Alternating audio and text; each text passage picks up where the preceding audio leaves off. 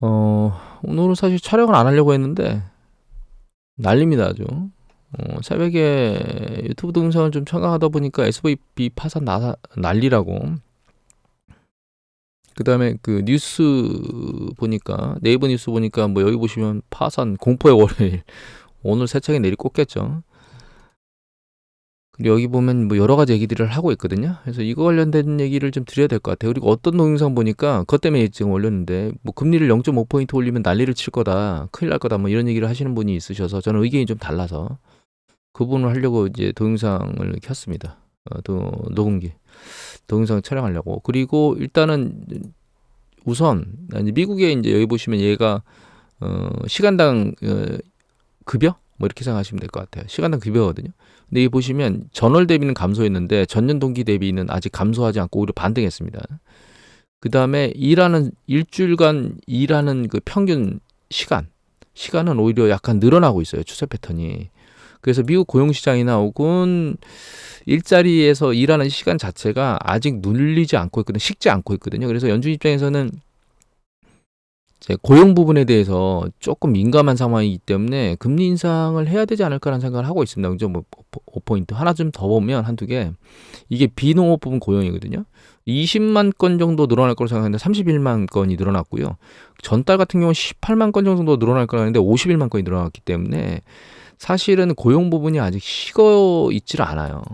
그리고 이거는 이제 노동 참여율이거든요. 노동 참여율이라고 하는 거는 노동 가능 인구들 중에서 경제 활동 안에 들어와 있는 사람들을 생각하시면 됩니다. 그게 늘어나고 있어요, 계속. 그리고 실업률도 이제 지금 안정 국면으로 바닥에 붙어 있는 상황이기 때문에 연준 입장에서는 얘를 짓누르지 않았다가는 인플레이션 압력이 계속 살아 있을 거라는 생각을 아마 하고 있을 거예요. 그렇기 때문에 하나 더 있네요. 이거 이제 컨퍼런스 보드라고 하는 미국의 기관에서 한 7가지인가 6가지인가 그 정도의 그 고용 지표, 여러 가지 지표를 가지고 고용 트렌드를 추적하는 게 있거든요. 근데 그게 보시면 다시 이제 증가 추세로 터닝해서 올라오는 이게 보이고 있습니다, 지금. 그래서 이 미국 고용 시장은 아직 둔화되지 않은 상태인데 고용 시장이 인플레이션에 압력을 주고 있다라고 생각하고 있는 연준 입장에서 금리 인상 속도를 올려야 되는 상황이 보이는데 올리지 않는다? 이거는 제 생각에는 아닐 것 같습니다. 물론 여기 이제 SVB 파산 때문에 난리를 치고 있고 영국이나 캐나다, 우리나라도 지금 월요일 날 주식이 내리 꽂을 거라고 하는 공포를 가지고 있잖아요. 그리고 이제 그렇게 될 가능성이 높아요. 그리고 이제 한 가지를 보면 여기 줄도산 이런 얘기들을 하고 있잖아요.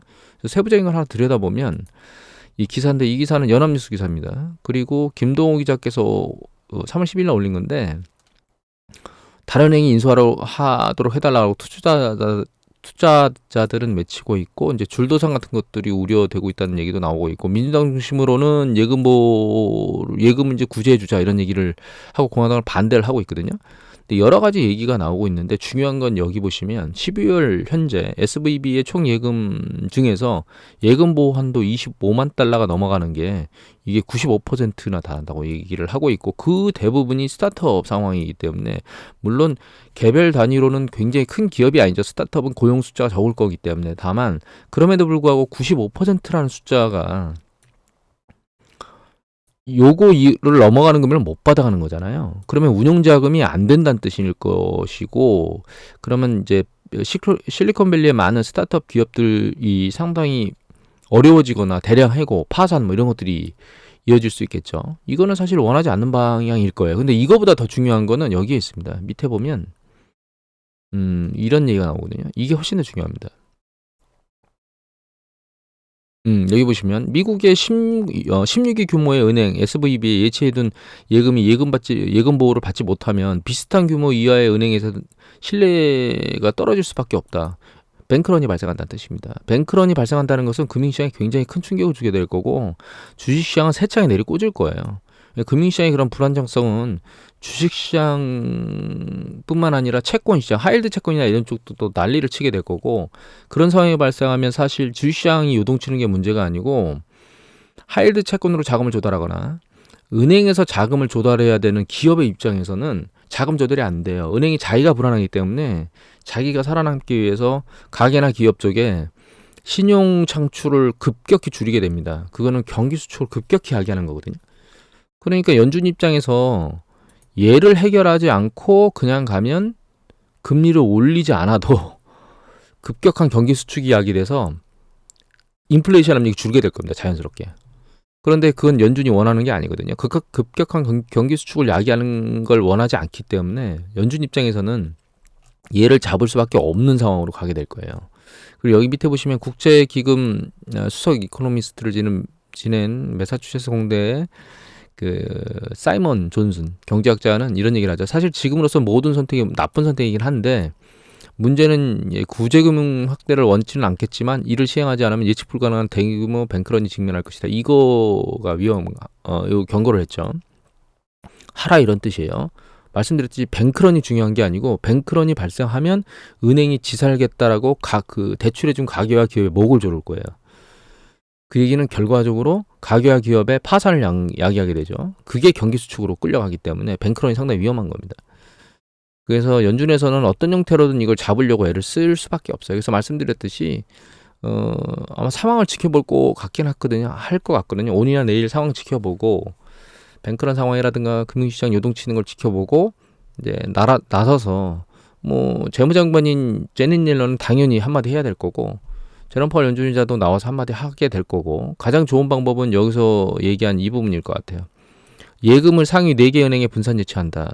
그러니까 예전에 제가 다녔던 그 대동은행이 P&A 방식으로 합병을 했거든요. 그러니까 우량 자산들을 합병은행에서 뜯어가고 비우량 자산은 캠코 자산관리가 공사에서 뜯어가면서 정리를 했거든요. 이제 그런 방식으로 정리를 해야 된다. 그래서 예금은 다 뜯어가지고 상위은행으로 다 가져가서 그 예금을 보호해주고 나머지 부실 부분은 청산해서 정리하는 뭐 그런 형태로 나눠서 가는 방법을 선택해서 진행하지 않을까 이런 생각을 이제 하고 있습니다. 그리고 조금 더 추가적으로 말씀을 드리면 이게 미국 경제 현재 움직임이거든요. 이게 이제 어드바이저 퍼스펙티브에서 나오는 건데 이제 중요한 4개의 데이터의 움직임을 모니터링하는 거예요. 그래서 여기 보면 고용, 생산, 소매 판매, 그다음에 이게 이제 소득이거든요. 그런데 여기 차트가 좀 특이한 게 위에 붙어다 내려오잖아요. 이 위에 붙어 있는 거는 직전 고점을 전고점을 돌파하면 위에 붙게 돼 있어요. 그렇지 못하면 밑으로 내려오는 거죠. 그러니까 강도가 계속 추세가 세면 위에 붙어 있는 거고 그렇지 못하면 내려오는데 두 개가 지금 내려오고 있습니다. 하나는 소매 판매, 실질 소매 판매. 그리고 나머지 하나는 산업 생산이고요. 근데 위에 계속 붙어 있는 게 이제 소득하고 실질 소득하고 이제 고용, 전체 고용이거든요. 그래서 이 부분을 보면 이 두 개는 위에 계속 붙어 있는 거예요. 이 위에 있는 게 이제 실질 소득이고 밑에 있는 게 전체 고용이거든요. 그리고 이제 이 파란색이 실질 소매 판매고요. 이 빨간색이 얘가 산업 생산입니다. 근데 추세적으로 보면 산업 생산에 이제 머리를 치고 약간 아래로 꺾이고 있는 느낌이 드는 것 같은 모습이거든요. 그러니까 아직 정확하진 아니지만 정점에서 수축 국면으로 내려가고 있는 거 아니야라고 하는 생각을 조금 해볼 수 있는 상황인 거고 소매 판매는 지금 계속 실질 소매 판매는 횡보를 거치고 있는데 얘가 이런 상황을 계속 보이는 가장 주된 이유는 여기 1차 구제금융 때렸을 때 급격하게 소매 판매가 늘었죠. 그 다음에 이제 2021년도에 2차 구제금융 나오면서 급격히 늘었거든요. 그 궤도를 돌파하지 못하고 있는 상황입니다. 이게 계속 지속될 것 같고, 이걸 좀 더 확대해서 보면 이건데, 이거는 확대했다기보다는 예를 들면 여기에 빨간 게 이게 판매인데, 앞에서 봤던 건 소매 판매지만 이건 소매 판매, 도매 판매, 그 다음에 공정 출하까지 다 합한 거예요. 모든 전체 판매죠. 전체 판매 숫자는 정점을 치고 조금씩 내려오고 있어요. 그 다음에 여기 보시면 검은색인데 이 가동률이거든요. 이 노란색이 산업생산입니다. 그러니까 이 판매, 가동, 산업생산을 놓고 보면 쭉 트렌드가 전부 다 올라오다가 지금 내려오고 있는 방향으로 보이고 있는 거고 여기 밑에 있는 얘가 밑에 있는 게 아니고 요색 이 녹색이라고 해야 될까요? 얘가 숙색, 얘가 그 재고예요. 재고는 지금 내려오질 않고 상단을 올라가고 있고 아직 이제 한 달 뒤늦게 나오는 지표들이 있어서 요건 좀 지켜봐야 되겠지만 추세는 비슷할 것 같아요. 그리고 이게 이제 주문이거든요. 신규 주문인데 이게 제조업 전체고 요거는 이제 제조업 서비스, 그러니까 소비자 제품 신규 주문이거든요. 소비자 제품 신규 주문 추세적으로 약간씩 내려오고 있고 요 부분을 보면 그 신규 주문이 늘어나는 패턴이 저것 때문에 그렇습니다. 항공기 부분에서 늘어났거든요. 그래서 이제 향후에는 트렌드가 이 전체적으로 놓고 있는 트렌드는 이렇게 추세적으로 아랫방향으로 내려가는 패턴을 보일 거라는 생각을 하고 있어요.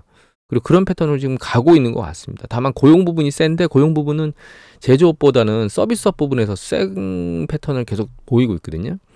근데 이제 우리가 뉴스를 보면 하이테크 기업 관련된 곳이나 뭐 이런 쪽은 계속 해고를 치고 있는데 그럼에도 불구하고 고용은 계속 늘어난다고 얘기를 하고 있잖아요. 그게 이제 서비스 업종에서 커버를 하고 있다고 이해를 하시면 될 것 같아요. 예, 그 서비스 업종의 부분이 계속 잘 버티고 있어줄 수 있는지는 상황을 좀 지켜봐야 될 것 같고, 다만 아무리 미국이 70%가 가계 소비 지출의 서비스 업종에서 감당한다 하더라도 금리가 과도하게 높은 상황에서 그걸 계속 버티기는 녹록지 않을 겁니다, 사실. 그리고 이제 예전에도 계속 말씀드렸지만 이게 파란색이 기준금리고 빨간색이 10년에서 3개월 국채 수익률, 10년 국채 수익률에서 3개월 국채 수익률 뺀 거거든요. 스프레드입니다. 이게 기간 스프레드인데 잘 보시면 기존금리가 경기 확장 국면에 이렇게 추세적으로 좀 일정 부분 올라간 다음에 반드시 리셋 과정이 있어요. 이렇게 리셋 과정이 발생하거든요. 이 리셋 과정이 발생하는 가장 주된 이유는 이 금리가 강제적으로 올려서 즉 차익금리가 너무 높아져서 어딘가 골마 터지는 문제가 생기는 겁니다. 그 골마 터지는 문제가 여기 생긴 거예요. SVB 문제가. 우량 16위든가 19위든가 이런 우량한 그 16위 규모의 은행에서 이 문제가 생긴 거죠. 골마 터진 문제가. 기준금리가 높아져서 생긴 문제가. 그런데 이게 이제 여러 가지 문제로 생길 수 있는데 여러 가지 조건인데 어젠가 보여드렸던 글로벌 금융위기 때 같은 경우에는 이제 은행들이 단기 자금인 MMF 머니마켓 펀드의 자금을 조달해다가 그 미국의 서브프라임 모기지로 발행한 그 유가증권 그런 것들을 가지고 만든 금융상품 CDO에 투자를 했다가 CDO 가격이 하락하니까 상환해야 된 단기자금 수요가 작아져서 거기서 뭐 뱅크런이 발생하고 그러니까 투자를 잘못한 행위 때문에 그런 문제가 발생했던 거거든요. 근데 이 지금 SVB 문제 같은 경우에는 제가 그게 어떤 현상으로 일어난 건지를 얘가 또 심호흡 한번 했네. 어떤 문제 때문에 그런 문제가 생기는지 몰라서 두줘봤는데 제 생각으로는 그렇게 그 투자에 대한 문제 때문에 발생한 게 아니고 그러니까 정상적인 대출순환 구조에서 문제가 야기된 것 같아요. 아직 명확하게 이게 왜 이런 과정까지 갔는지는 제가 아직 그러니까 상황 파악을 못하고 있는 상황인데 여하튼 간에 금리가 높기 때문에 이런 문제가 발생한 거거든요. 그리고 금리가 높은 게 무슨 문제가 있는 거냐. 여기 보면 장당의 금리가 역전이 되잖아요. 이 장당의 금리가 역전된다는 얘기가 이게 자금 경색을 의미하는 겁니다, 사실은. 그러니까 시장이 너무 과열돼서 단기 금리가 장기 금리보다 높아진 상황이고 그런 상황에서는 시장에 자금을 당기려고 하는 사람이 많겠죠. 빨리빨리 자금을 조달하려고 하는 그 사람이 많아서 단기 금리가 위로 쭉 올라가는 거거든요. 그러면 어느 시점에 자금 경색이 생길 수 있어요. 그걸 이제 우리나라 쪽으로 설명을 쉽게 드리면 이게 우리나라인데 이게 이제 기준금리가 파란색이고요. 검은색이 CD금리예요. 91일물. 그다음에 1년짜리 국채, 이게 5년짜리 국채거든요. 근데 이 연절을 보시면 검은색이 연두색하고 노란색, 즉 1년과 5년 국채 수익률보다 높아요. 이건 91일짜리가 1년하고 5년보다 더 높은 금리를 준다는 거거든요. 이게 잘못된 거죠. 근데 CD는 은행에서 발행하는 거잖아요. 이 왜 이런 일이 발생하는 거냐면 은행도 자금이 필요한 자금 대출 기관입니다. 그러니까 어디선가 자금을 조달해다가 그거를 대출해 주는 행위를 하는 건데 1년짜리 정기예금이나 이런 것들을 기다릴 수 있는 시간이 없는 거예요. 그래서 90일물 단기 자금, 그러니까 단기로 조달할 수 있는 그런 상품을 예금보다는 더 높은 수준의 금리를 딱 해서 특판이나 이런 형태를 통해서 자금을 당긴다는 뜻이거든요. 이 얘기는 뭐냐면 시장에서 자금이 유통되고 있는데 자금 경색이 생겼다는 뜻입니다. 하물며 은행이 자금 경색이 생겼다는 얘기는 은행 이외에 그거보다 신용도가 낮은 기업 같은 경우에는 정말 녹록치 않은 상황일 수도 있다라고 우리가 생각을 해볼 수 있는 거죠. 이런 걸 우리가 작년에 겪었는데 김진태 강원도지사가 그 레고 관련된 상황에서 우리는 채무 보증 안 할 거야 이랬다가 프로젝트 파이낸싱 관련된 시장에 막 난리를 쳤던 적이 있죠. 그렇게 문제들이 발생할 수 있어요. 그러니까 금리가 높아지면 어느 순간에 문제가 발생하고 그 중에 상대적으로 취약하거나 골마 터진 게 붕괴되는 거거든요. 그러면서 연쇄 파산이나 이런 것들이 일어나게 되는 거고 그런 골마 터지는 시그널 중에 가장 안 좋은 게 사실 은행입니다. 은행이 파산을 치는 거는 은행은 상당히 우량한 신용평가 높은 그룹 중에 하나인데 여기서 이런 문제가 터진다는 건 굉장히 좋지 않은 그러니까 속안에 골마 터진 금융기관이 더 있을 수도 있다는 얘기이기 때문에 사실은 가장 좋지 않은 시나리오가 먼저 터진 건 맞습니다. 여하튼 정리를 해드리면 연준이 기준금리 0.5포인트를 올리면 안 된다. 그래서 0.25 올려야 된다라고 말하는 건 투자자 입장에서 말을 하는 거고요. 연준 입장에서 경제 시스템을 잘 관리해야 되는 연준의 입장에서 놓고 보면 금리, 그러니까 인플레이션 압력도 막아야 되고 이 문제도 막아야 돼요. 그래서 따로 본다고 생각을 해야 될 것 같고, 지금 이제 다음 주면 연준 그 FOMC 회의가 있는데 그 전에 분명히 이 부분의 문제를 해결해야 될 겁니다. 물론 여기서 이제 그 연준이나 이런 쪽에서 별 얘기를 안 하거나 혹은 단순한 립 서비스 정도만 큰 문제가 없을 것이다. 진정해라. 이런 립 서비스 정도만 해서 문제가 해결되면 별다른 조치가 생기지 않을 건데 이번 주 초에 아마 뱅크런이나 금융시장의 동향을 모니터링 하겠죠. 그리고 실제로 쉽지 않은 문제가 발생하면 아까 말씀드렸던 뭐 이렇게 P&L 방식의 뭐 분산 배치라든가 은행의 그 예금 분산 배치라든가 이런 것에 대한 조치가 나올 겁니다. 그래서 지금 이게 뭐 엄청나게 주식시장을 내리꽂을 것이다 이렇게 생각하는 것은 저는 너무 이른 시간이고, 아직은 빙산의 일각에 조금 물 위로 튀어 올라온 것만 우리가 봤는데 요 문제는 수습을 하게 될 거고, 이제 시간이 지나면서 그 부분이 실제로 밑에 있는 수면 아래에 있던 건지 위로 쭉 들어 올라오는 상황이 발생될 수도 있다. 뭐 100%다 가능성이 상당히 높다라고 얘기하기는 아직까지는 시기상조인 것 같긴 하고, 왜냐하면 서프라임 모기지 때 발생했던 것처럼 대규모 금융상품 투자로 인한 문제라면 그런 일이 연쇄적으로 발생할 수 있긴 한데, 이거는 뭐 하나의 그 금융회사, 은행이 경영 차원에서 상당히 어설픈 짓을 해서 이런 문제가 발생했을 수도 있는 거거든요. 그래서 사실 이 문제가 왜 발생한 건지가 궁금한데 아직 그 세부적인 사항을 알 수 있는 그런 툴이 없어요 지금. 그래서 이제 그 부분이 좀 안타깝긴 한데, 정말 잘못된 경영 때문에 이 문제가 발생한 거라면 다른 쪽에서 연쇄 파산이 안 일어날 수도 있는 거고요. 다만 그럼에도 불구하고 금리가 상당히 높은 수준이기 때문에 결과적으로는 경기 사이클이 한번 이제 경제 시스템이 리셋되는, 그러니까 기준금리가 일정 부분 단기금리 상당히 내려와 주지 않는 그런 리셋되는 개념이 없이 경기 사이클이 계속될 거라는 판단은 제 생각에는 가능성이 극히 낮을 것 같습니다. 그래서 올해 지나고 내년으로 가면 갈수록 경기 사이클의 수축 국면의 가능성은 상당히 높아지고 그 강도가 세질 수 있는 가능성이 높아진다. 이렇게 이해를 해야 됩니다. 그래서 정강후약을 계속 얘기를 하고 있는 겁니다. 말이 좀 길어졌는데 오늘 이 정도로 마치도록 하겠습니다.